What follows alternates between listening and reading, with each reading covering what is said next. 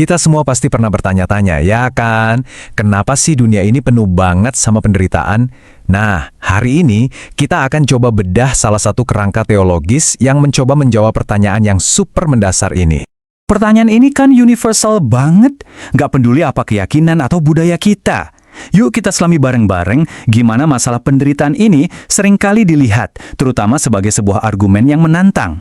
Oke, jadi gimana sih biasanya orang-orang melihat masalah ini? Sering banget, penderitaan itu dijadiin semacam tantangan langsung terhadap eksistensi Tuhan itu sendiri.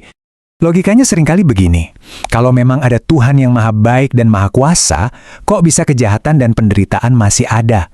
Nah, keberadaan penderitaan inilah yang sering dipakai sebagai bukti yang seolah-olah menentang sifat Tuhan yang penuh kasih.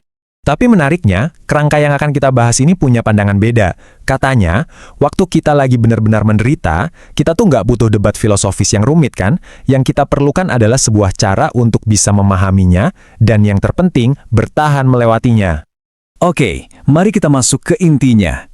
Pilar pertama dan kedua ini ngajak kita melihat penderitaan dalam sebuah bingkai cerita yang jauh lebih besar. Sebuah kisah tentang awal mula dan akhir dari segalanya. Nah, di sini kelihatan banget kan kontrasnya? Menurut pandangan ini, penderitaan itu bukan bagian dari desain asli dunia.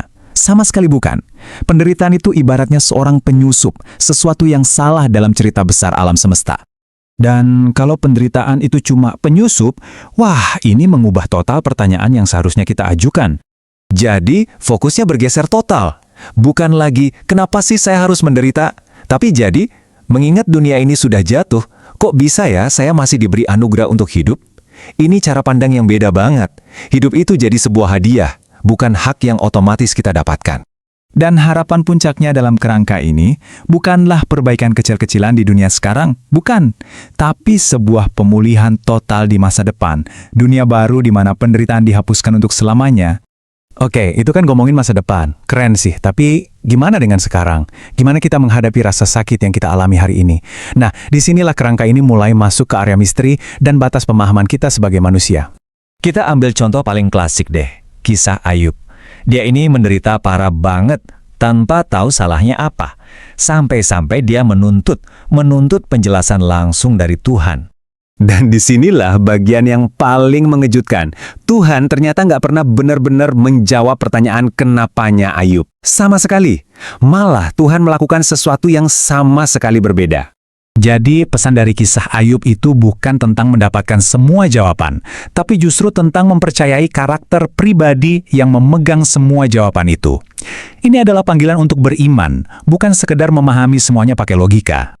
Nah, ini membawa kita ke sebuah konsep teologis yang kedengarannya agak rumit, namanya kompatibilisme. Gampangnya gini, ini tuh ide yang seperti paradoks. Tuhan itu berdaulat penuh dan memegang kendali, tapi di saat yang sama, kita manusia juga bertanggung jawab penuh atas pilihan-pilihan kita. Keduanya dianggap benar secara bersamaan.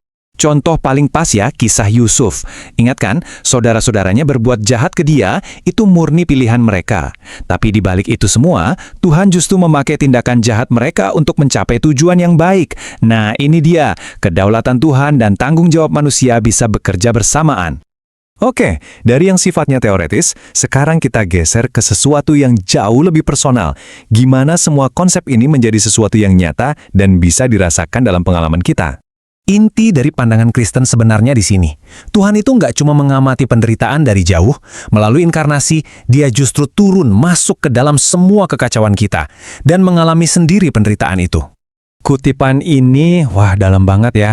Idenya adalah satu-satunya penghiburan sejati bagi penderitaan kita adalah mengetahui bahwa Tuhan sendiri punya luka. Dia mengerti.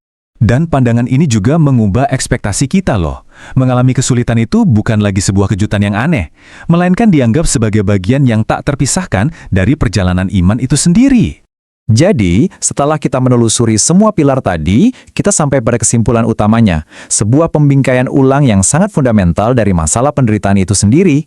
Jadi, kita kembali ke titik ini. Seluruh kerangka kerja ini tujuannya adalah untuk menggeser kita. Dari pertanyaan yang penuh rasa sakit, kenapa ini terjadi sama saya? Ke pertanyaan yang penuh rasa syukur. Dengan segala anugerah ini, kenapa ya saya masih di sini? Dan kita tutup dengan pemikiran dari C.S. Lewis ini yang jujur cukup menantang. Idenya adalah bahwa kenyamanan itu belum tentu hal yang paling baik buat kita. Terkadang, justru melalui kesulitan, yang di sini disebut sebagai kekerasan Tuhan, kita malah menemukan kebebasan yang sejati. Sebuah ide yang dalam banget ya untuk kita renungkan.